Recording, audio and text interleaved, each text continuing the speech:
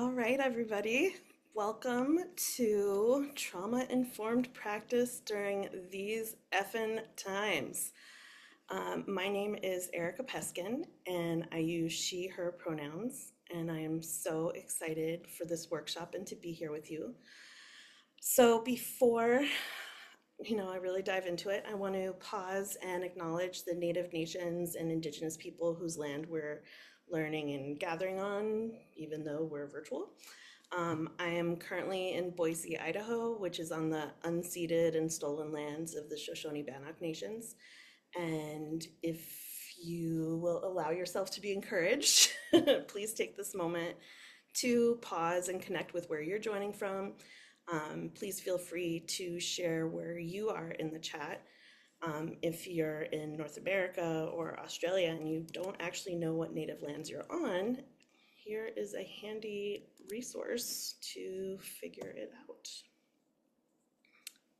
Very helpful for somebody who travels and is always like, wait, what lands am I on? Let me learn something about it. Okay. So we are doing this workshop during very challenging times.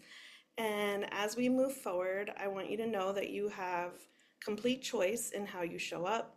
There will be times for shares and to ask questions and to participate. You are also welcome at any time to be like, Erica, that's freaking confusing. Can you explain that again and maybe talk slower?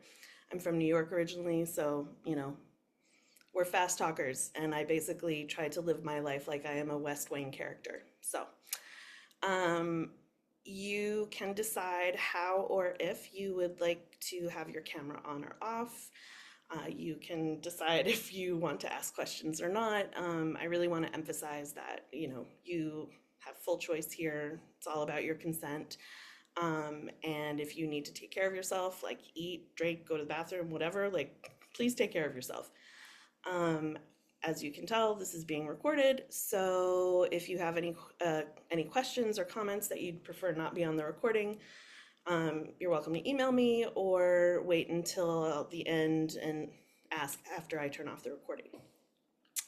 As far as the recording goes, it'll be available to people who signed up for the workshop but couldn't make it, and I'm pretty sure it will be available to people as a sort of standalone evergreen, watch this thing, unless someone has a strong objection to that, in which case, please let me know. So, okay. I hope you saw on the sign-up page that I have a course to help practitioners deepen their trauma-informed practice. I will be referring to it throughout the workshop today when there are topics that, need more time or, in a variety of situations. So I'm letting you know that so that it's not a surprise when I bring it up. And with the hope that I can model some trauma-informed marketing and outreach strategies that operate with consent and aren't icky. If I ever do that imperfectly, I'm sorry.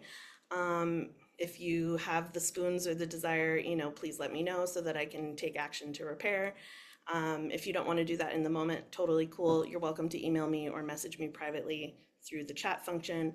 And if you are not cool with that at all and you want to leave, totally fine, Please do what feels good and right to you. I also want to be clear that, some heavy subjects might come up today, so please do what you need to do to take care of yourself. Take a pause, take a few deep breaths, drink some water, come back if you can. And I really want to lastly acknowledge that all of us here and all of us watching the recording and everyone in the world has their own experience of lived trauma, and whatever that experience is, those experiences, plural, they are valid. And so really, I want to emphasize, whatever comes up today, please take care of yourself as you need to. So I am a social worker and a coach by training. As a social worker, I've worked with survivors of domestic violence and gender-based violence, worked with refugees, formerly incarcerated women. I've worked in home health and hospice.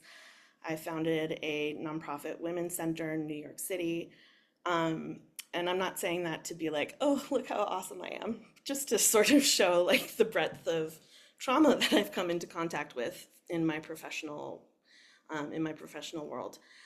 As a coach, I work with people in a few ways, identifying their desires and dreams, overcoming their limiting beliefs and fears. I also work with people on money, which, no money trauma ever, that never has happened. I'm also a photographer and I work with people on loving their bodies and taking absolutely awesome photos of them with or without clothing. It's, up to them. So, training coachy and healery practitioners about trauma was like a slight departure from what I'd been doing, but I felt called to do it because of, oh my God, so many stories about manipulative marketing, questionable boundaries, clients having to educate their coaches and healers about the systemic oppression that the client was experiencing. And I mean, I just keep on having clients who've worked with past coaches and healers who have been very trauma uninformed. Like, and not malicious people, just like didn't know what they didn't know. And quite honestly, I've had my own shitty experiences with practitioners too.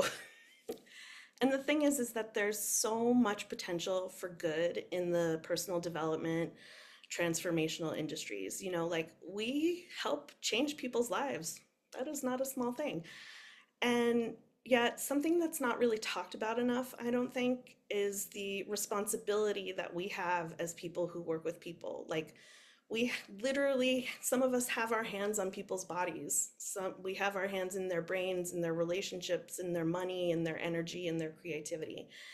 And that's powerful. And with that power comes responsibility. And so I really believe that it is so important that we acknowledge the power that we have as practitioners and that we act responsibly with our power and do our best not to cause harm. And one of the best ways to do that is to be trauma informed. And so, sorry. So because I have a background in social work and coaching and I do this like unique kind of photography, I really have felt and continue to feel compelled to share this information with all of you, and with other practitioners so that we can do what we want to do, like help people without hurting them. And so also, my giant desire is to create a more trauma informed world. Like, so many of us have been so traumatized in so many ways. And if the world was more trauma informed, it would be a kinder place. Healing would be easier, and maybe even there would be less trauma. I mean, hopefully, I mean, I can't change the entire world as much as I wish I could, but like, I can do what I can to educate and try and shift the transformational and personal development worlds. So, okay. Something else to know about me. I love to travel. I am a writer of romance novels, consent based, and I'm a pretty obsessive auntie to my nibblings, my nieces and nephews who live in New York, Massachusetts, and also Idaho, which is why I'm in freaking Idaho. Like, my God, I still can't believe it, but that's for another time.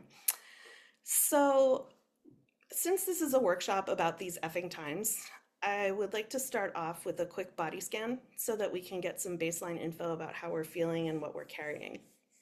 It will include some breathing exercises, so if those don't work for you, don't do them.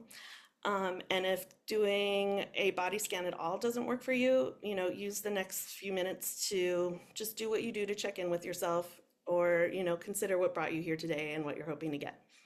I do encourage you to not check your email or social media or whatever, but you're an adult, so do what you want. So I like to start off with body scans because not all learning is cognitive.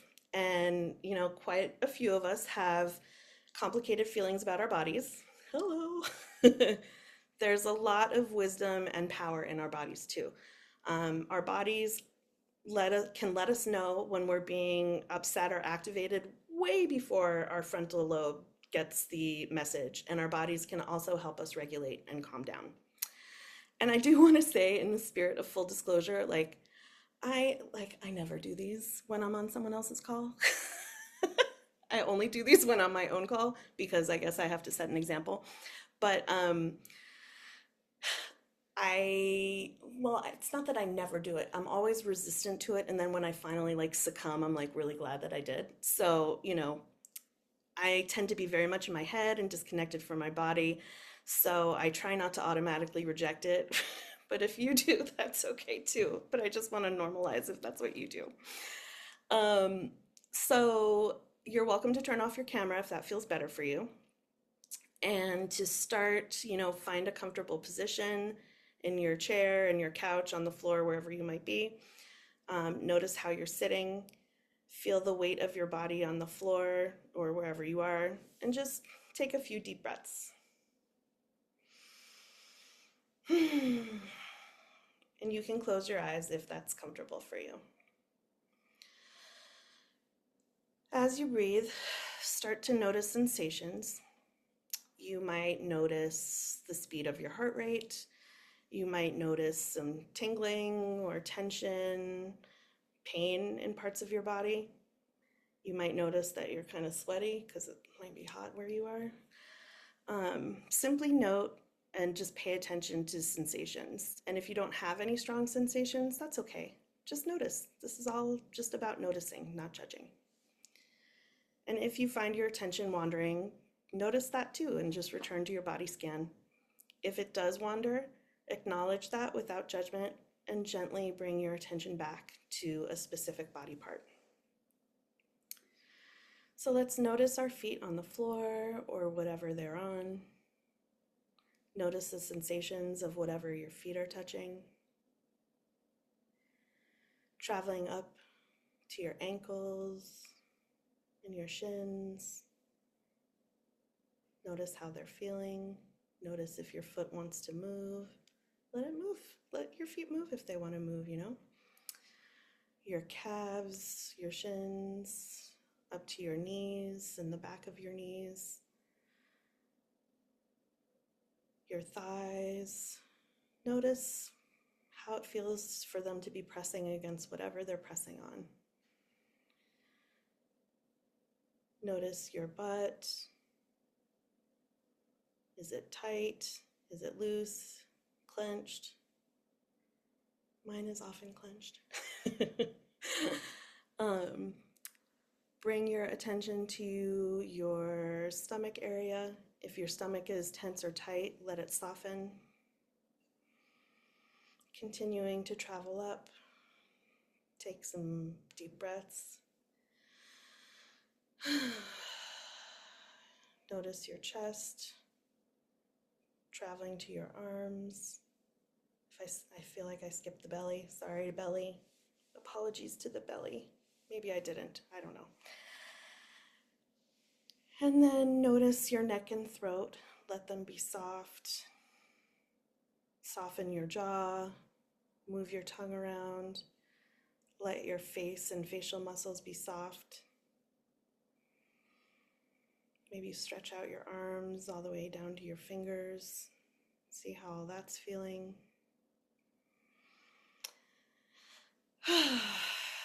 Take one more breath. And when you're ready, open your eyes. And if you like, turn your camera on, turn it off, whatever you want to do.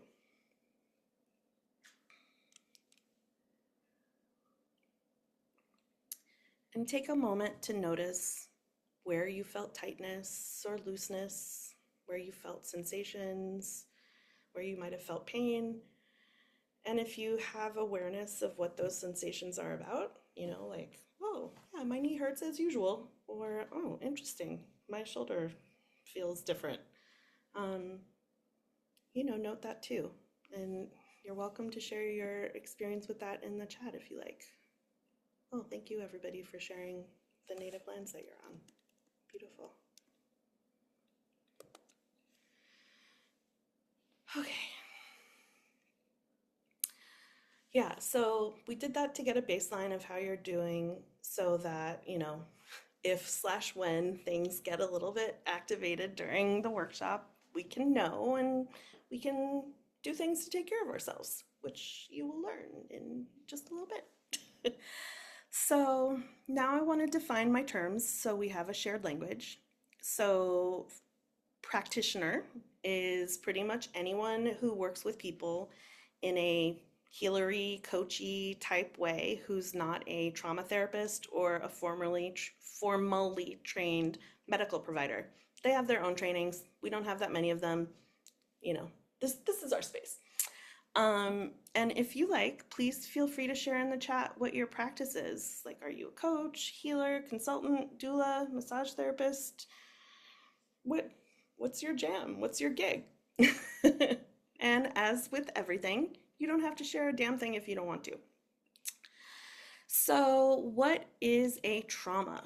So, my working definition of trauma is that a trauma is a response to an event that was a threat to our life, bodily integrity, or sanity, and our ability to handle it was overwhelmed. And actually, I do have a PowerPoint because what would life be like without a PowerPoint?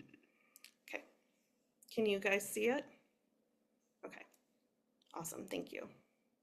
So yeah, and you'll all get this after the session, so you can write it down if you want, and you don't have to if you don't want to. Another way of thinking about trauma is too much too fast, or too much too soon, too much for too long, also not enough for too long. So basically, something shitty happens. It overwhelms our ability to handle it psychologically, and that often involves a shattering of our worldview and sense of safety in the world. It is not the event or experience, it's the response to it. Trauma is not a mental illness, but it may manifest into mental health symptoms. Trauma is not only caused, oh, here we go. Trauma is not only caused by one terrible incident in the past. Trauma can be a lot of things, and it can occur on like one-time basis acutely. It can be chronic, which is also known as complex trauma. It can happen systemically, historically, vicariously. Traumatic events can occur throughout the lifespan, which means so can trauma. Early traumatic experiences tend to have deep impacts throughout the life, but no matter when trauma occurs, it can cause various physical, health, economic, emotional, spiritual, cognitive, relational, and social impacts. So most people, if not all, most people have a lived experience of trauma, and they continue to live in systems that add to and cause trauma and prevent its healing. And another really important thing to know about trauma is that it's entirely subjective. Like, you might consider an event or experience traumatic that I don't, and vice versa. And it's not up to any of us to decide whether someone else's experience is valid trauma. So, what is trauma informed? Well, first, I want to share these principles of trauma informed practice. Oops. Oh. Wait, where'd it go? Oh, there we go. So these are based on a variety of sources, and of course I had to make up my own because, everybody has to make up their own thing, right? So they are P for awareness of privilege and the power dynamics that happen in the coachee relationship. R is for reducing harm. A is for abundance and abundant mindset, and kind of like being willing to let go of people who need more than you can provide and all that. C is for a lot of things: consent, choice, co-creation, collaboration, commitment, and curiosity. T is for transparency and trustworthiness. I is for insight and self-awareness on the part of the practitioner, as well as integrity. C is for client-centered container and safety and scope. E is for education and skill development on trauma. And S is for safety and scope of practice. So, having said all that, To be a trauma-informed coaching and healing practitioner means that the practitioner understands what trauma is, how it might show up during sessions and in the relationship, how to respond within established boundaries and contracts and within your scope of practice. Because, other than with very few exceptions, most healers, most coaches don't have the training to actually work with a client's trauma. So, staying in your scope is very important. And I really see being trauma informed as like a harm reduction model. And if you're not familiar with that term, it began in the substance abuse world, and it refers to policies and practices that reduce the negative impacts associated with substance abuse and substance use. So when I say harm reduction here, I mean that the policies and practices that we have to reduce the negative impacts that we might cause or worsen if we're not trauma informed. And that's why I'm here today. Like, the world is fucked up and it's impacting me and my clients and almost everyone else really in really profound ways, some obvious and some not so obvious. And so I've been leaning a lot, like more than usual, which is quite saying something. I've been leaning a lot on my trauma informed practice skills with clients and fellow coaches and healers and like friends and family, who've been sharing that they've been feeling the heaviness and shittiness of the world. So I really felt that it was important to share some of this with other practitioners. So I'm really curious, like, what brings you here today? Like, what are you seeing in your clients? What are you seeing in yourselves? And, your answer to this question might be like kind of just everything is fucked up and oh my God, I'm having a hard time and so are my clients. Or it might be really specific, like this really terrible thing is happening and it is affecting me in this way. And so, you know, take a moment to really note why you're taking time out of your day to be here. And, if you like, please share some of your whys in the chat or unmute yourself and share if you like.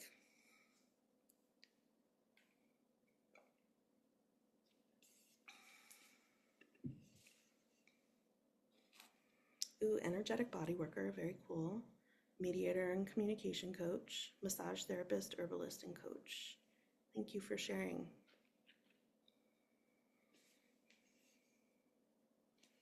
Would anyone care to share what brings them here today? No pressure. I can share. Thanks, Rachel. Yeah, I had a experience recently with a client. I work with a lot of couples, and I was working with her and her boyfriend, and we had been working together for maybe almost a year, and we had been making some good progress. And we had this session where she went into a trauma response, and I didn't catch it, and she didn't catch it, and her boyfriend didn't catch it, and I like all the tools that I had were not reaching her. And because I didn't know what was happening. Like to me, it looked like on the outside that um she had gotten mm, like in this narrative, in this story about her partner, and it didn't match my understanding of him from the months that I had known both of them. And and then she actually walked out, and then we had a yeah, uh-huh. Yeah, it was, I mean, it was the end of the session. She didn't walk out in the middle. It was the end, but we usually have a little wrap up. We have a hug, we're like we're really yeah, there's care between us, and um yeah, but she kind of exited quickly, and then her partner continued to see me alone, and then ex told me that she had this trauma response. And so I called her, and we had a really good repair and conversation where she was able to explain this is what happened inside of me. Like I disassociated, and I didn't know it at the time. Mm, And yeah, and I agree that I'm not trained to support someone in their trauma. And that's not like, it's not my wheelhouse. I don't want to do that. But I do want to be able to recognize it Sure. and know how to work with those moments so that we can stay in trust and honesty. Yeah. Ooh, thank you for sharing that. That sounds very challenging. It was challenging. Yeah. Yeah. But I'm grateful. I'm grateful that it happened so that I have more clarity. I think I might be able to see it better now. And Hmm. I'm grateful that we had repair and Yeah. yeah, and I'm grateful to be here in this workshop. Yeah. Well, I'm glad that you're here. Thank you. And thank you for being so like honest and open. That's not an easy thing to do. Yeah. Um, yeah, thank you, Rachel. Um, Lauren says my work has been on hiatus for a couple years, and as I start to look towards reentry, coupled with the type of work I'm envisioning, it feels really important to enhance the level of care and awareness I bring, especially with where we seem to be headed. Yeah, same. Thank you. So, ugh, a lot of shit, right? So now the TLDR of why it's important for coaches and healers to be trauma informed, especially now, is because we don't want to make things worse, right? We don't want to make things worse for our clients, and we don't want to make things worse for ourselves, which is valid.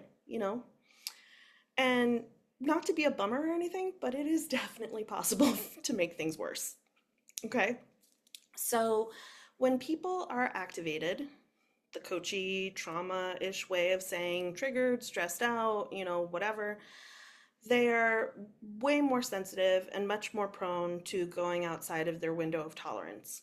So, if you're not familiar with the concept, it was coined by Daniel Siegel. He's a psychiatry professor at UCLA Medical School, or he was when he thought this up. And basically, the window of tolerance is where our feelings can be experienced and processed in a healthy way. Intense feelings, joyful feelings, sad feelings, our feelings can be processed and experienced in a healthy way.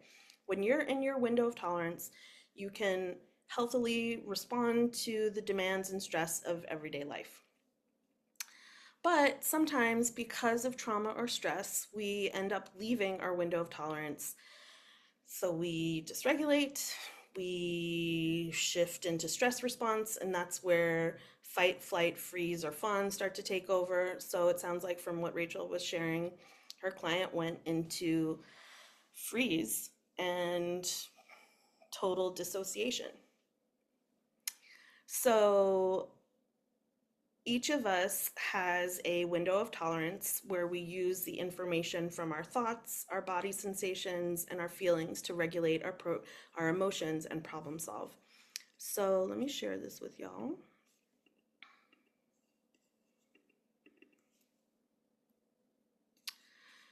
I love this illustration. I mean, I kind of wish he'd called it the river of tolerance because it's so much better, but imagine it's a window and it's, you know, open wide or narrow. And so on either side of the window of tolerance are dysregulation and then hyperarousal and hypoarousal zones. So, hyperarousal is the emotional state of like high energy, anger, panic, irritability, anxiety, overwhelm. Resistance is a hyperarousal reaction. Heightened startle response, fight or flight. Hypoarousal is where we shut down or collapse. We get numb or depressed. We dissociate. We withdraw, just to name a few. So, why do we go outside of our window of tolerance? Something happens. There's a stimulus, and it's either internal or external or both, and our capacity is overwhelmed. So, no two people have the same window of tolerance. Each of us has a unique window, and its size depends on a whole bunch of things. My window of tolerance will look different from yours. Yours will be different from your family members and friends, and so on. So, when we are in our window of tolerance, we have access to our prefrontal cortex, which is the part of the brain that can reason, that can problem solve, that can talk and like complete sentences that make sense. you know, um, New information and challenges are processable without becoming overwhelming. In general, you have access to executive functioning skills, although that can be impacted by neurodivergence. Um, we're grounded, we're open, we're curious, we're flexible, we're able to take on challenges, we're calm but not exhausted, energized but not anxious. And here's what happens when we are outside of our window of tolerance: we lose access to our prefrontal cortex. It goes offline. It that is not the part of our brain making decisions anymore. What's making decisions are the parts of the brain that are immature and not great at consequential thinking. So we might do some not so great things. We might say some not so great things. And we might be in the stress responses of fight, flight, freeze, and fawn. Like, let's just say way better to stay in your window of tolerance if possible. So, to clarify, when you are dysregulated, you feel uncomfortable, but you're not out of control. When you're in hyperarousal, you are in fight flight, and your limbic or reptilian brains are what's in control. And when you're in hypoarousal, you're in freeze or collapse or fawn. And again, your limbic or reptilian brains. Those are I don't like these words, but like these are the earliest parts of the brain that formed. They just basically are like run, collapse, or do whatever you need to do to protect yourself from the dinosaur or the snake that's coming at you. So there are quite a few things that affect the size of our window of tolerance.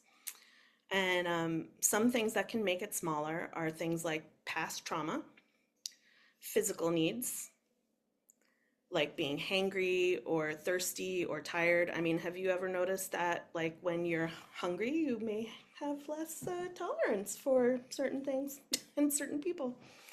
Um, Acute or chronic physical pain and health issues really impacts people's windows of tolerance. Oppressive societal systems like white supremacy, capitalism, colonialism, patriarchy affect the size of the window of tolerance. Institutions that cause trauma, such as like schools, the military, hospitals and medicine, religions, work environment, law enforcement, and so forth. Some forms of neurodivergence have symptoms that affect the window of tolerance, and others don't. Even so, though, like being neurodivergent in an ableist world is extremely challenging and impacts the window of tolerance. And also, mental health challenges and also the state of the world affects our window of tolerance. The good news is that there are lots of ways to widen the window of tolerance, and I will get into them in a little bit. Some signs that our clients are like going out of the window. And Rachel, I'd actually be interested in if retrospect you might have seen any of these. And if you did, if you notice in retrospect, please don't judge yourself for not having seen them in the moment. You know, useless. And now you have a greater awareness, right? So some signs, and also I want to say that these signs are not like diagnostic. People might have these signs, but they might not be out of their window of tolerance. So basically, what you want to do is you want to check in, and I'll get to that in a second. So they might frown, they might get like a scrunchy face, like when I'm in therapy or with my coach, I have my Leslie Knope scrunchy face from Parks and Rec, if you're familiar with her. Their eyes get like kind of darty. They're not really focusing on you. Maybe they roll their eyes a lot. They might change the subject and deflect, get a snippy tone. Um, I'm really just talking about myself and all of these here. Um, Maybe their thoughts kind of jump around in a way that you can't really follow. Um, their voice gets shaky, they get kind of jittery. They're fidgety, they're changing position a lot for reasons other than physical pain. Their foot or fingers tap, body slumps, or like for body workers, like their muscle tone changes in a way that doesn't really make sense with what you're doing. They seem numb or glazed over. Um, so their word choices might give you a spidey sense that something's happening, like they say things like should or must or have to or perfect or selfish, or they're really critical of themselves, or they say things like, well, I'm the sort of person who, or this is just how I am, or like, it's my fault, you just don't understand.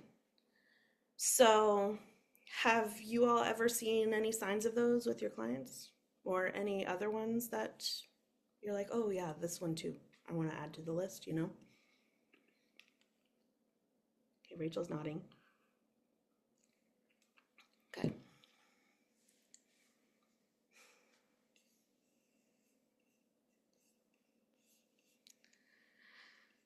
Yeah, note down some signs that you've seen, and you're welcome to share in the chat. You can also unmute yourself if you want.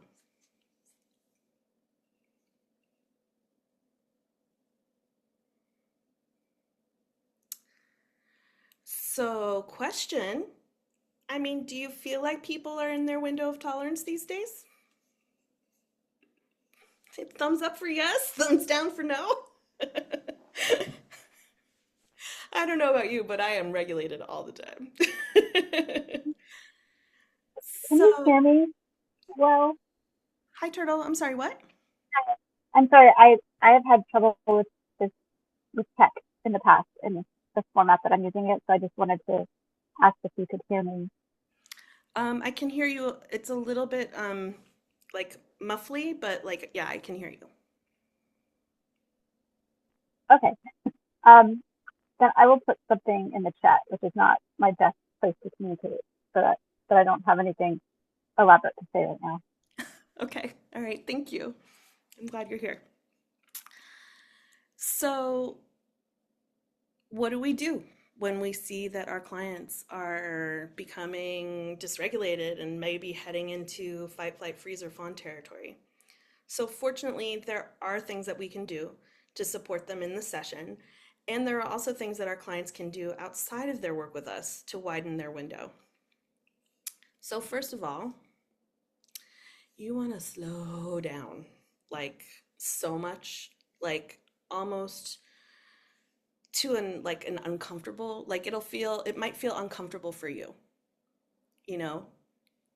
And I don't mean like talking to someone like they're, sorry, differently abled, like, but I'm just mean like really taking taking a second to just kind of slow down so that they feel seen and held, you know? And then once you've done that, and one of the reasons that you really want to do that is also because trauma is too much too fast, you know? Another thing that you can do is a grounding exercise, like 5 4 3 2 1. 5 4 3 2 1 is, five things you see, four things you hear, three things you feel on your body, two things you smell, one thing you taste, and like you consciously identify it, you know, and you ask your client to do that. And other grounding exercises are a body scan or a breathing exercise. A breathing exercise that I really like is you inhale for a count of 4 or 5, exhale, hold it for a count of 2, and then exhale for as long as possible. Um, Another option is self hug. Let me just finish my sentence before I forget. um, a caveat with these is that sometimes they don't work for people for a number of reasons. So you'll need to check in to assess whether those work. I like to ask these things. I like to ask about those things when people are onboarding. so that I'm not like, hey, does 5, 4, 3, 2, 1 work for you? Does breathing work for you when you're stressed out? So when you're onboarding, I actually have it as a question in my onboarding questionnaire, like, do breathing exercises work for you? Do you hate them? Yeah, Rachel. Yeah, my question is if you are to introduce any of these exercises to kind of re-regulate and ground, how would you, I'm just thinking about this client Sure. and who was just not aware. Like in her mind, um, the problem was that her boyfriend and myself did not get that, blah blah blah blah narrative. That was like she did not recognize. I think if I was like, hey, how about some breathing exercises? She'd be like, what? We're in the middle of session. Like everything's rolling along. So Sure. I'm wondering, how you might introduce that. Mm, that's a really good question. So she just appeared totally fine. Well, yeah, on the out, I mean, angry, like getting angry and kind of doubling down on like, no, Mm-hmm. this is how it is. Mm-hmm. Yeah. So generally, I mean, I can't say always because it's not true, but generally when people start to get pissed off, that's a sign that they are becoming dysregulated. And Hmm. when they are like doubling down, another good sign that they're becoming dysregulated. And like, sorry, I'm just remembering therapy yesterday where I got really pissed off with my therapist. And she did not handle it in a way that I would have liked, which is very funny to judge as anyway. Um, so I would say, and it's hard, right? You're working with a couple, so like you're kind of having to manage a lot of people's energy. You know, yours, hers, his, the couple as an entity, their energy too. Like it's a lot. Yeah. I mean, I would say when you notice somebody getting frustrated, like to first of all, I'm sure that's making you feel some kind of way too. Yeah. So like, and we'll talk more about this in a few minutes, but to just be like, wow, like feelings are feeling, like I'm feeling like there are big feelings happening here. Can we all just like take a breath? Mm. Like, and I mean, I know enough about NVC to know that like for you to say that about yourself would be totally fine, Mhm. you know, like Yeah. it's normal for you to be impacted by what's going on, with someone else there. And even if they're just like, no, I don't need that, you can be like, well, I do. Mm-hmm. Well, I'm just going to take a breath and I'm going to show you how I regulate, you know, and you can model that. And like, you know, the thing that is challenging about the work that we do with people is that like sometimes people are not very self-aware. Yeah. So we're having to hold the awareness and like be careful with people without infantilizing them, and it's like that is a challenging needle to thread, right? Yeah. So like if you had been like, okay, we're gonna do a breath now, I mean, I don't know you, but like I it's not the vibe I get. Like that would have been off-putting and like weird. And Yeah. but if it had been kind of like, okay, I'm feeling like something weird is happening here. Can we take a breath, maybe reset, and like it seems like you're getting frustrated. Do I have that right? Hmm. You know? Yeah. Yeah. I can imagine doing something like that. Yeah. Yeah. Yeah. Take a pause. Let's take a breath and maybe just share any body sensations that are happening as a way to connect to the body without being like I would be hesitant to do a 5, 4, 3, 2, 1 without full consent that yep, I'm in a dysregulated state and I Totally. need support to sort Yeah. of power down. But yeah, I mean I definitely could call a pause. And I often call like a 30 to 60-second Hmm. pause for all of us. And yeah, I think I was trying to work. from a place of logic because in my mind, like A plus B equaled C, like I just saw a path forward and Uh-huh. it it did not resonate with her brain at all, which I understand now. Well, yeah, her prefrontal cortex was offline. Yeah. No logic. Yeah. There's no logic when the prefrontal cortex is offline. It's like trying to reason. Okay, this made sense in my head and didn't sound as terrible as like it's like trying to talk to a kid when they're like in a tantrum and trying to reason with them. Like it Right. that's not a doable thing, and yet people try all the time. Totally. Yeah, and I'm a parent and I know better than that, but I didn't, yeah, I did not put it all together in the moment and I made it worse because she felt more alone.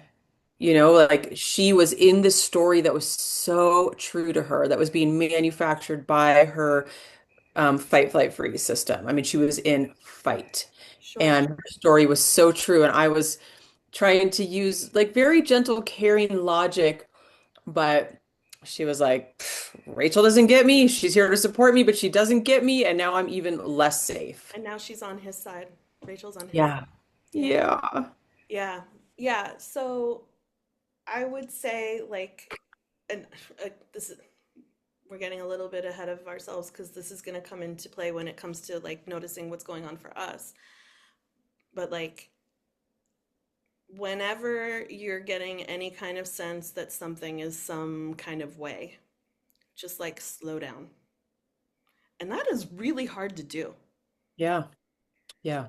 Like, I don't want to make it seem like that's easy, but it is really hard to do. And yet, like I said before, like it might feel really ridiculously slow to you, but it will just be like you're giving your client a chance for their brain to like, do the things.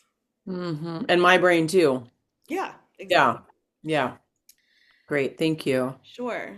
So Turtle says, depending on the bodywork client, I think it would be tricky to introduce these methods within my scope. Sure. Like most likely relevant during an intake when the largest amount of venting dysregulation is present or described as what they're moving with. The bodywork is the method. These feel like good ideas to have in my pocket within the context of community and with loved ones. Yeah, definitely. Yeah, it is a little coachy heavy. But I would say for body workers that like, ooh, sorry, bag of fruit fell down. They're fine. Um, I would say that, when you notice your client kind of like tensing or moving away, or, like there are things that happen on the table, right? Or in the body work that you do where you can kind of check in. And I mean, I've had lots of body work. I brag. And there are sometimes that when, body workers are like, is this pressure okay? Is this all right? Does this feel okay? And there are sometimes when they don't. And it's just like, can you ask me? Like, I don't want to have to demand all the time. You know what I mean? So, and I'm not saying to be like Antioch College's consent policy from like the 90s. I don't know if you all remember that, but it was like Antioch College introduced this consent policy around sex where like you had to get consent at every step. Like, Mm. can I touch your cheek? Can I touch your eyelids? Can I kiss you? Can I touch this? And so I'm not saying that like you have to do that, but to just be like attuned, and really like, oh yeah, this muscle feels like this, or depending on the kind of body work. Um, yeah, I'd love to hear more about energetic body work because I don't know if I'm speaking to it sufficiently, but I think there are ways that you can check in. Okay, so 5, 4, 3, 2, 1. You can remind your clients that, Thank you. oh, At yeah, oh, I think the connection is iffy.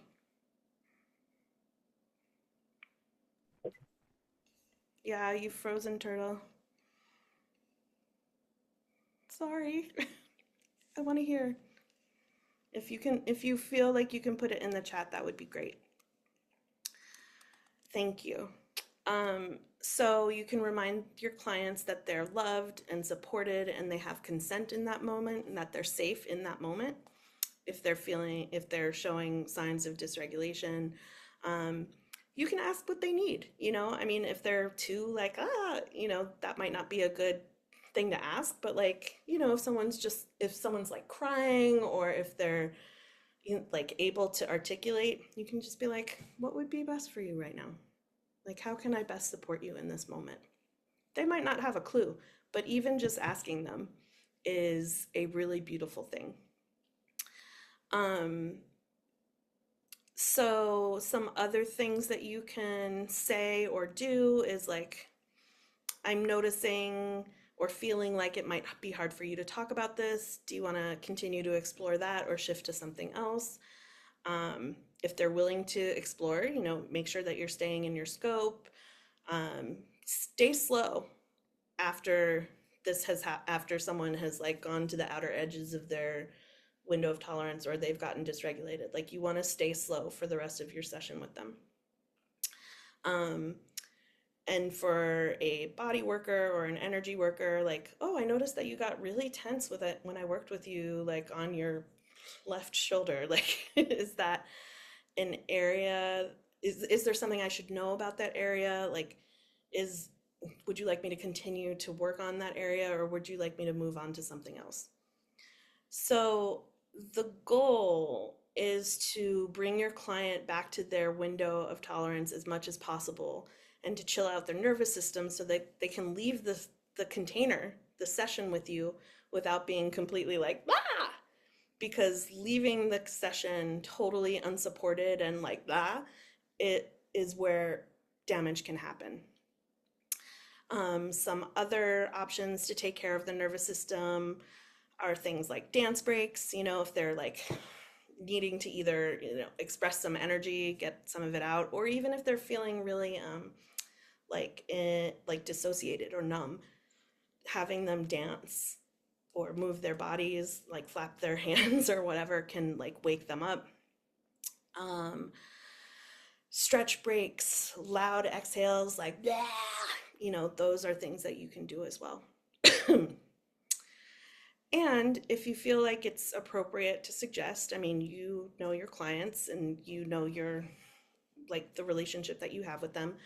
There are things that you can suggest that people do outside of the sessions for them to widen their window and like take care of their nervous system. Things like meditation or mindfulness, decreasing their cortisol levels through self-care, continuing to do grounding practices, and of course, therapy.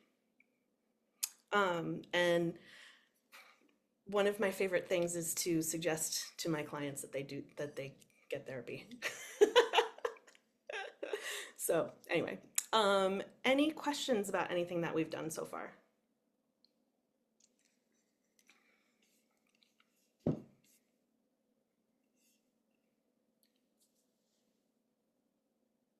Okay. So now let's talk about us when we're activated in our sessions with our clients.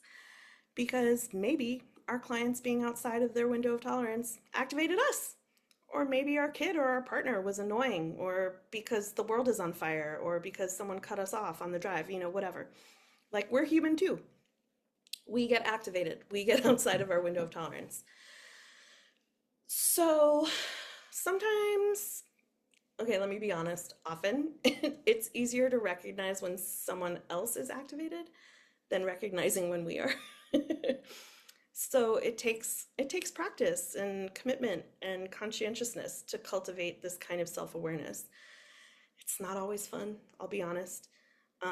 But your clients will absolutely benefit from it, and like you will too in your business and in other parts of your life. And something that's important to consider, and I mentioned this a little bit before with Rachel, is that like we're operating on a bunch of levels when we are holding space for our clients. Like we are trying to be attuned to the client, where they are in terms of their window of tolerance, whether they're dysregulated, whether they're okay. And we also need to be aware of ourselves and whether we're at risk of going outside of our window of tolerance. And if there's a group, then there's like all the individuals in the group and then the group as a whole. If it's a couple, if it's a throuple, it's, like all of these things. If there's a family. So I really want to normalize that this can be really challenging. This is like a high level of self-awareness that isn't easy or fun or really taught, except by me. And it takes a lot of commitment and self-compassion, time, energy, and sometimes support to do it.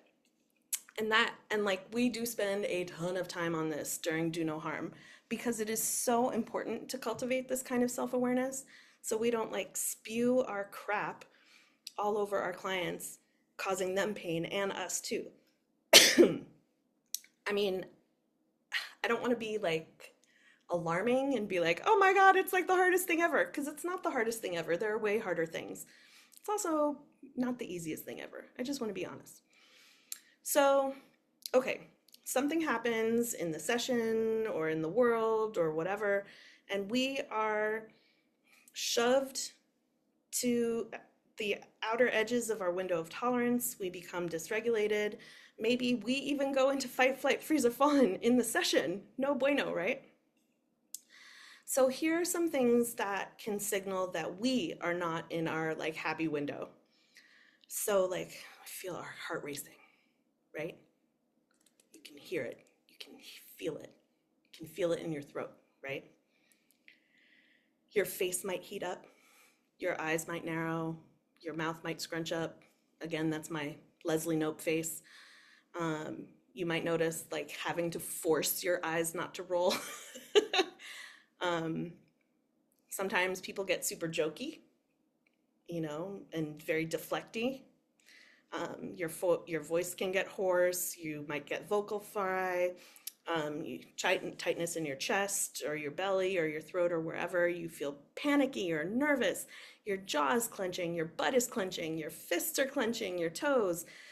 And this is as practitioner, right? You have spinning thoughts. Well, what if I say this to the client? Then maybe that happens. Oh shit, what if that happens? Oh God, I have to like turn on the dishwasher, like all these things. Some other things that might happen, you might get bored. You might zone out during your session. You might want to check Facebook or your email. You might feel resentful or annoyed or frustrated. You might use harder touch than they want. You might use lighter. You might just be like totally not attuned to them. You might be really tired or drained and give your client a fraction of your usual attention or energy. You might just kind of let your client go on and on about things that aren't really related rather than focusing back on the goals of the session and of your work together. You might also find yourself having a real like lack of empathy, even when your client is really emotional. You know, you might find yourself feeling self-doubt, second guessing your approach and your skills. There are a lot of ways that this can show up. And what can happen if we're not attuned to ourselves and take measures to fix that is that our client doesn't feel seen. Our client feels like something's off in the session, We might ignore or dismiss something that came up in a session when you know that it's pretty important to address it. You might get annoyed or frustrated and just kind of like half-ass it. You might try to get your client to see something your way rather than honoring their own perspective or experience. You might shame clients like, well, if you don't do the thing that we said you were going to do, then clearly you don't want it enough. Or like, come on, push through. You can do it. Push through the pain. This is good for you. And we do spend a lot of time on this during Do No Harm, on recognizing when our client is on the verge of going out of their window of tolerance or they're already outside of it, and how to shift them back into their window of tolerance and how to shift us back into our window of tolerance because it's so important. So, what are some ways that your dysregulation might show up? either in your body, in your mind, when you're working with clients.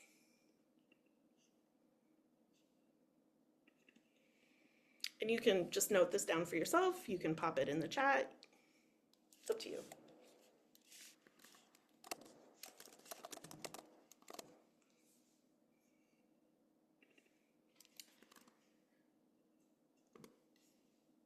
Like, I know that I can get really impatient. I know that I want to interrupt in order to like move things along. Um, I might second guess myself. I might want to rescue them. Physically, I notice that my jaw gets kind of tight, or I might get really red, or I get really hot. Although, as I've gotten older, it's harder to discern between that and a hot flash. So, yeah, note some things down, and you're welcome to share in the chat if you like. And it's important for you to kind of get a handle on your usual dysregulated signs so that you can catch yourself in them before you go to like the point of no return.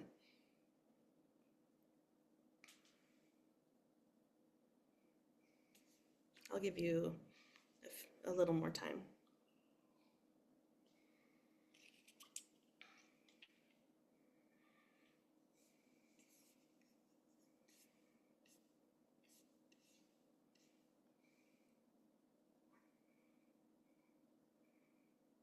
Turtle, I'm sorry you're having technical difficulties. That sucks.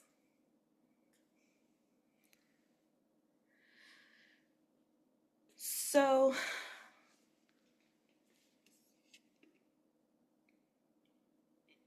yeah, intakes. Yeah, I would imagine.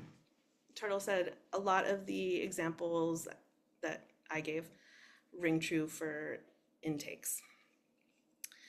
So, honestly, the best time to take care of your practitioner self is like outside of the session, making sure that you're rested, fed, practicing exquisite self care throughout different points of your day and life, and doing what you can to take care of your window. And also, because we're human, sometimes we don't do all those things, and sometimes, it's not enough. So we have to kind of take care of our window of tolerance in session so that we're not causing damage to our client. So here are some things that you can do while still being present for your client if like they are not needing to ground or breathe or like take a second or whatever. So one thing you can do is you can take a drink of water or whatever beverage you have and like swirl it around your mouth and really feel the temperature and texture of it, and that helps you come back into your body and into the present. Another thing you can do is, whether you're seated or standing, is you can place your feet on the ground and shift your weight from side to side, and then finally like evenly distributing your weight. And that is another way of bringing yourself back into your body and out of your frustrated head. Another thing you can do is have on hand, something to fidget with. Like right now, I guess it's my lip balm. um, or you can have some delicious fabric or something textured near you that you can just kind of be like, okay, I'm feeling this. I am in this moment. I'm able to listen to my client and also feel this. And also, you can do some deep breathing while you are paying attention to what's going on with your client. Now, there may be times when you like just can't do it and you have to end the session because you're just so dysregulated. Or you're like just like, ah, right? And that's when you'll need to brave the profound discomfort of saying to your client, like, client, I adore you. I am so sorry. I need to cut this short because I am feeling terrible. Would it be all right with you if we rescheduled and continued this later? Like, I promise it's not about you at all. I just feel awful. And, I mean, like, you'll have to decide how you want to handle that. But, like, I mean, I would give a free session or, something as an attempt to repair. And, if this happens, you'll want to do some reflection, maybe some debriefing with a fellow practitioner, do quite a lot of self-care in order to regulate. And if you ended up going to a not so great place and did or said some things that weren't received well, you might have to do some repair. And repairing is definitely something that we spend quite a lot of time on and do no harm because, like, sometimes we fuck up, we're human. So, of course, we mess up. And sometimes we need to repair.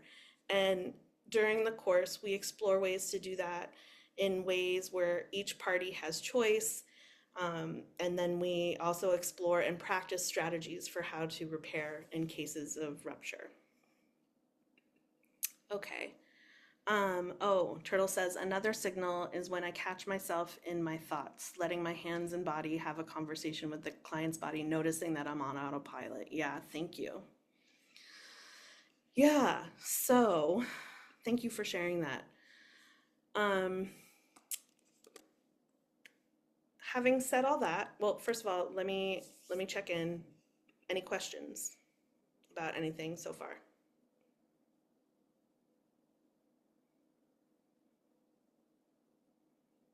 Okay. And why don't we just take a sec and do a quick body scan? How are we feeling?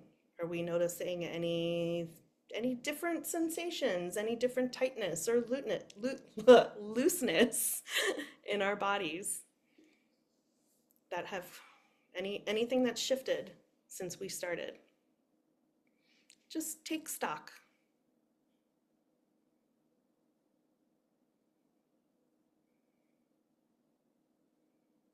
Take a second to take stock.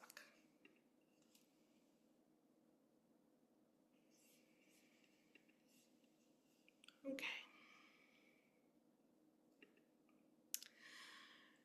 So, a few things that I want to talk about that are important during effing times, these effing times. So now you know about the window of tolerance and what happens when our clients are activated or dysregulated, and what happens when we are activated or dysregulated. So, as practitioners, there are some things that we can do to hold space. And even if we can't wave a magic wand at the world and make all the shittiness go away, at least we can do some things so that our clients are held with care and so that we don't make it more likely that they'll go out of their window of tolerance by not doing these things. So, the first thing, here, let me share my screen. The first thing that we need to be aware of during these effing times is consent.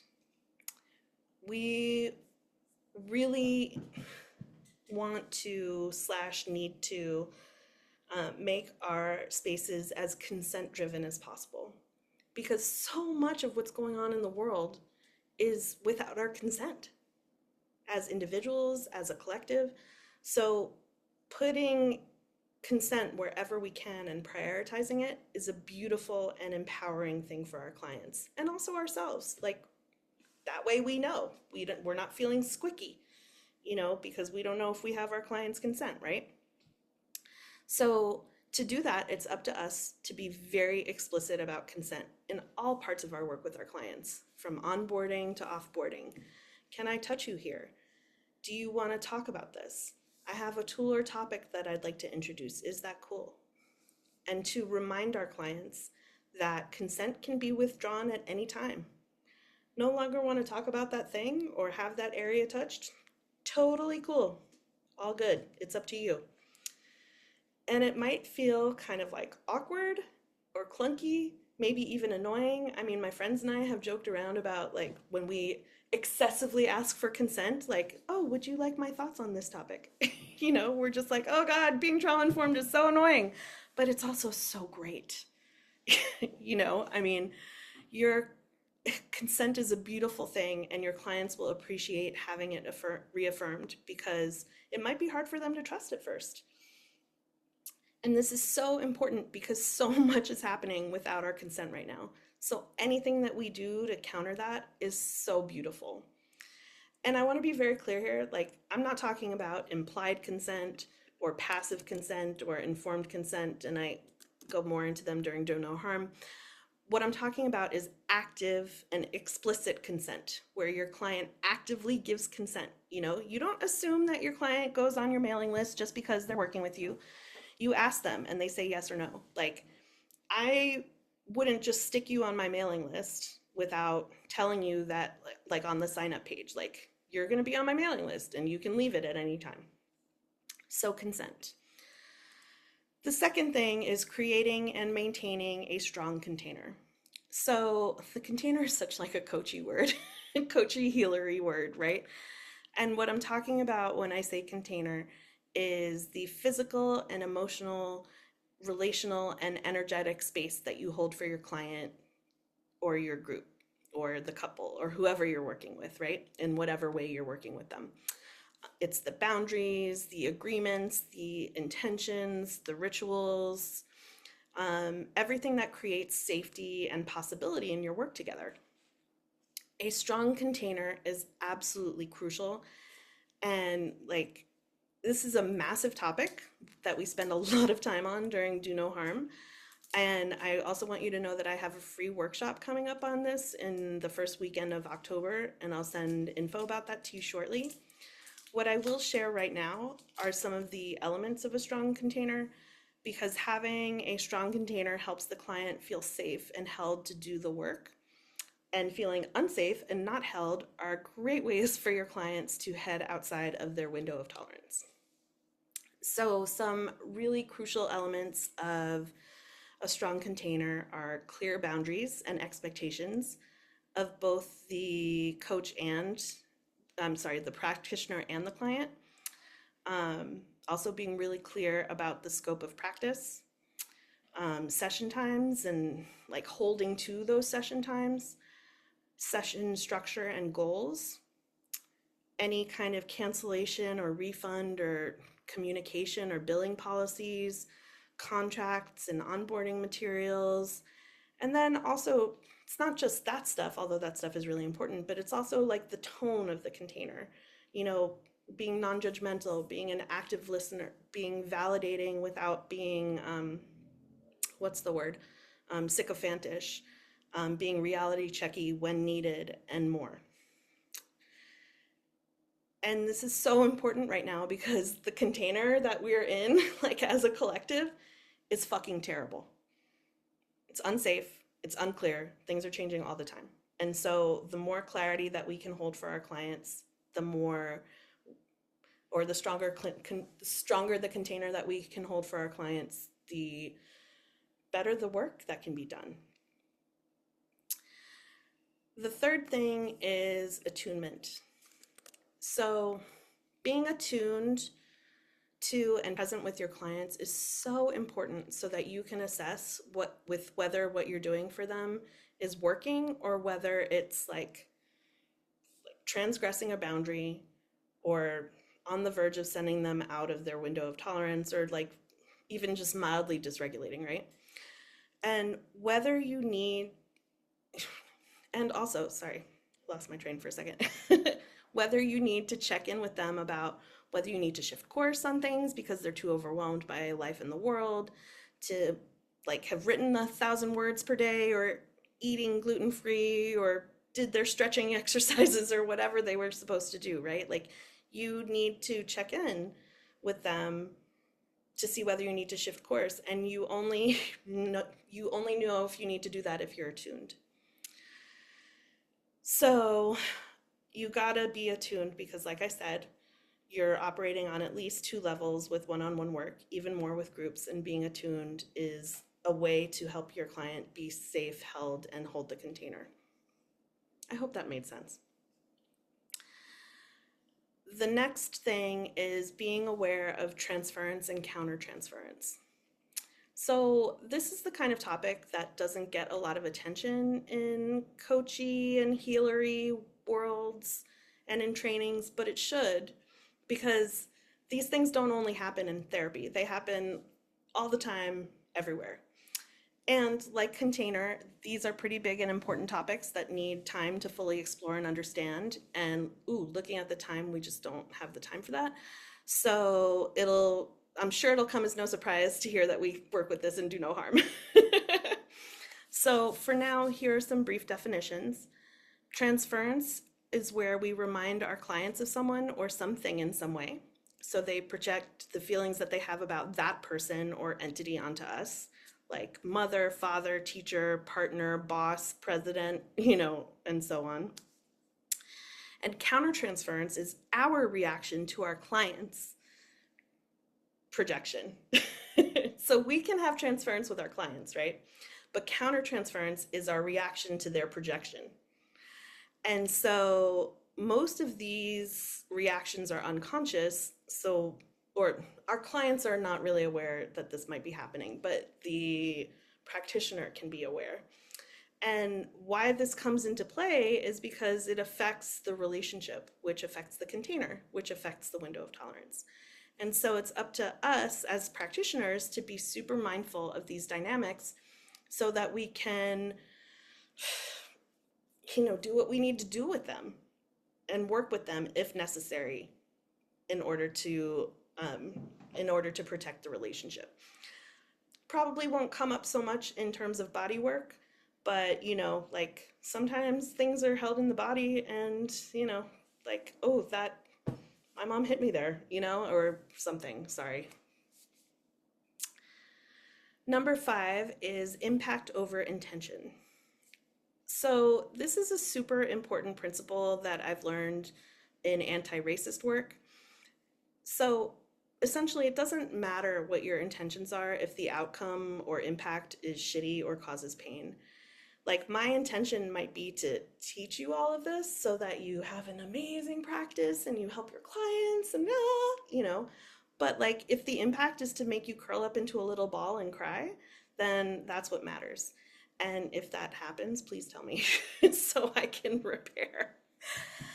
So much of what's going on in the world right now is couched in terms of like, we're doing these awful things to make better, which not really, but that's for another time. But like the intention is getting the emphasis and the impact is completely ignored. So by doing the opposite, by explicitly caring about the impact, we are working against that, which I think is really beautiful. And so I encourage you to make it clear that if your clients ever feel some kind of way about anything that happens in your work together, they are encouraged to talk to you so that you can know, so that you can shift. Because your intentions might be good, and I'm sure they are, and you want your impact to be good too. Number 6, repair.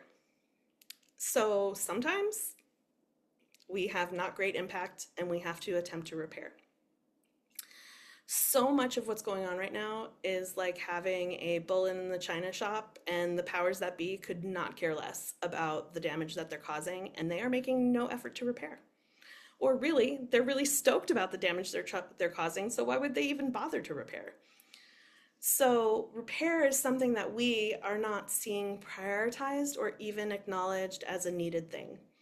So us prioritizing that and valuing it is a beautiful, powerful, and world-transforming thing. So if something happens between you and your client or clients or whatever, and you have to repair, even acknowledging that, even taking accountability in a world where accountability is like not a thing anymore, really, trying to do that is a beautiful major thing. I mean, I want to be mindful of time, so I won't go into details about repairing, but ta-da, it is covered in Do No Harm. And I'll also send a resource your way about it so that I don't leave you hanging. And last but not least, knowing our filters, biases, privileges, and prejudices. We all have filters, biases, privileges, and prejudices through which we see and understand the world. Like, we all have them. Anybody who says they don't is just not self-aware. It's important for us to know them, because we listen to and treat people differently based on them. It's important for us to do our own work on these, especially race, class, gender, and other biases, so that we're not bringing it to our work with our clients and potentially causing a great deal of damage. There are some major areas to work on when it comes to this. It's not always easy. In fact, it's really fucking hard, but it's got to be done. And doing this kind of work might make you feel ashamed or self judgmental. I mean, like, I'm not proud of my biases or prejudices, and I do, in fact, go through periods of shame and self judgment. But, like, I'm a privileged white lady. So it's important for me to know my privileges, biases, filters, prejudices, and how they might affect how I perceive and act towards people, whether they're my clients or not. And I just want to say that doing this kind of work has really widened my window of tolerance significantly. And it has been so important for my practice and for my life in this world as a human who wants to do better. And it's also helped me be a better practitioner and a safer practitioner to clients who are from marginalized groups, so that I don't do a whole lot of terrible things to, send them outside of their window of tolerance in an already terrible, challenging world. And, yes, there's more about this during in Do No Harm. So I just threw a lot at you. What's coming up for you? How are you feeling in your body? Any questions before we finish up? I actually noticed I was feeling really tired and heavy in my body. I noticed that in the first body scan. I'm feeling lighter and like more energy, which is very strange because it's almost 8 in Colorado, which is like getting to be my bedtime. Oh yeah, we're in the same time zone. I always feel like Colorado should be an hour later. It's far. But it's south, not Right. east. Yeah. Maybe a little bit east. Yeah. Oh, I'm so glad that that's how you feel. Thank you for sharing that. And it's completely okay if that's not how anybody else feels. If you feel heavier, if you feel, hungry or whatever. So,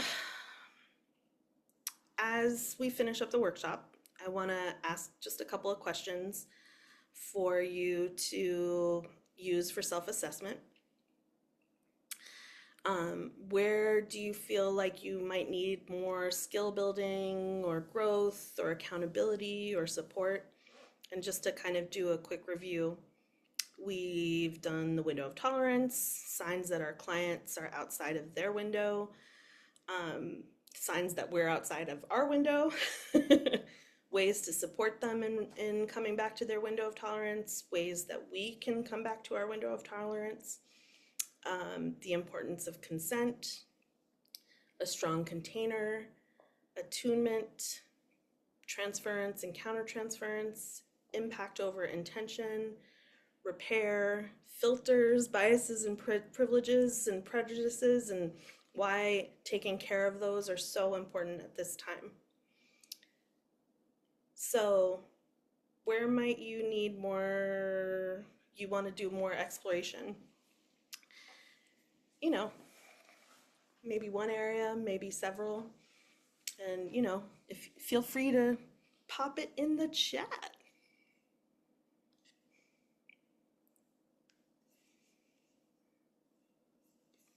Here, let me stop the share.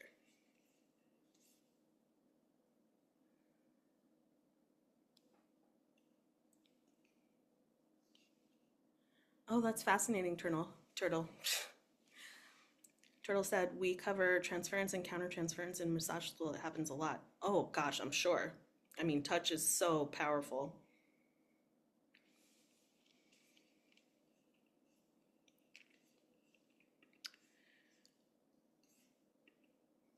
So, wherever you would like to continue your journey, I'm sure it won't come as a surprise to hear that a really good way to do that is my course, Do No Harm, Trauma Informed Coaching and Healing.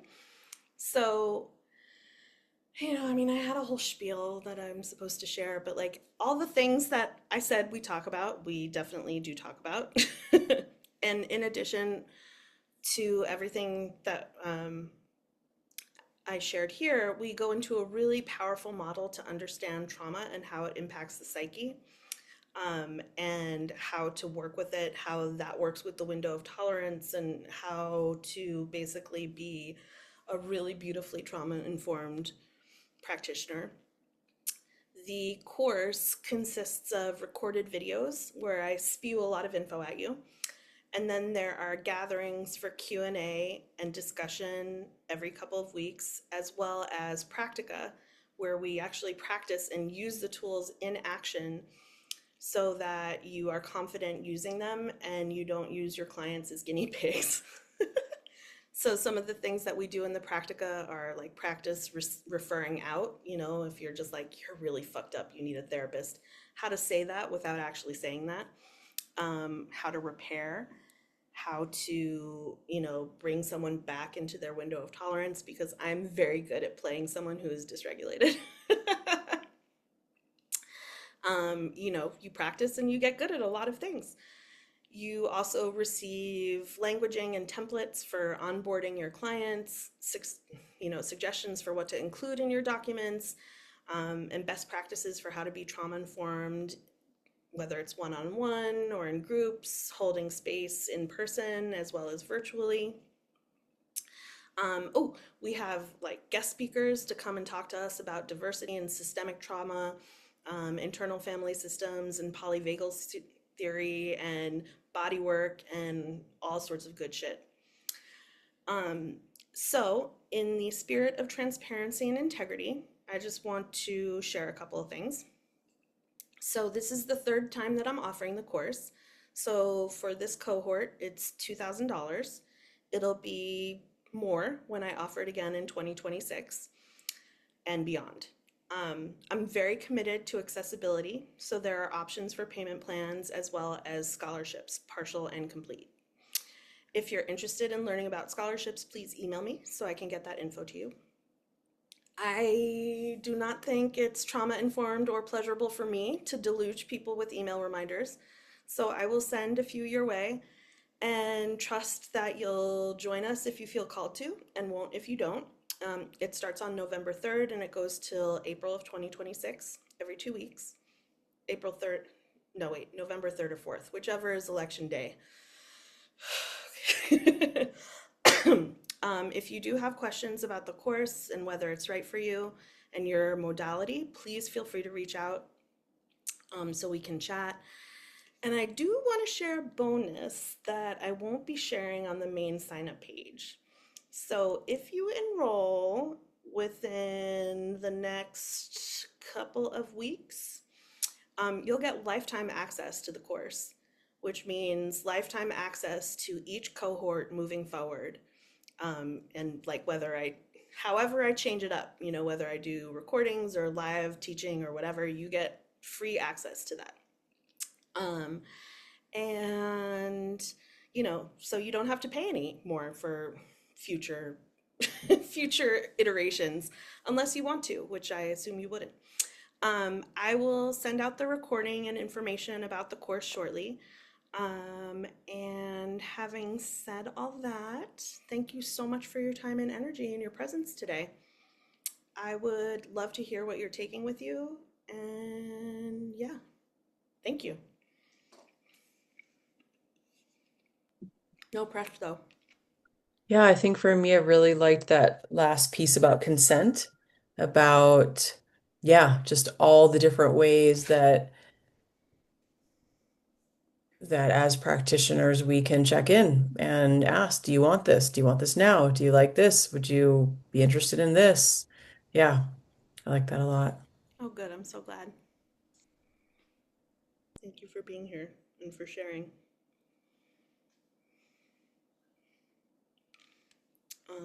Any other shares? And oh, I'll turn off the recording in a sec in case anybody wants to share something that they don't want to be on the recording for posterity. So thank you all so much for being here, and I hope to see some of you at Do No Harm. Thank you, Erica. Thank you so much. Thank Have a you. good evening, everybody. Take care. Bye-bye. Bye. Thank you for being here, Lauren and Turtle. Do you guys have any other questions, comments, thoughts? No? You'll email me? Is that what that means? Or you want to type it now? You can type it. Oh, good. I'm so glad. I'm so glad to hear that. Well, I hope you both have an amazing night and that yeah, we stay connected. I mean, Lauren, I know we will because we know each other. But Turtle, what a pleasure it was to be connected with you. Thank you for participating and for your presence here. And yeah, have a great night. Bye, y'all.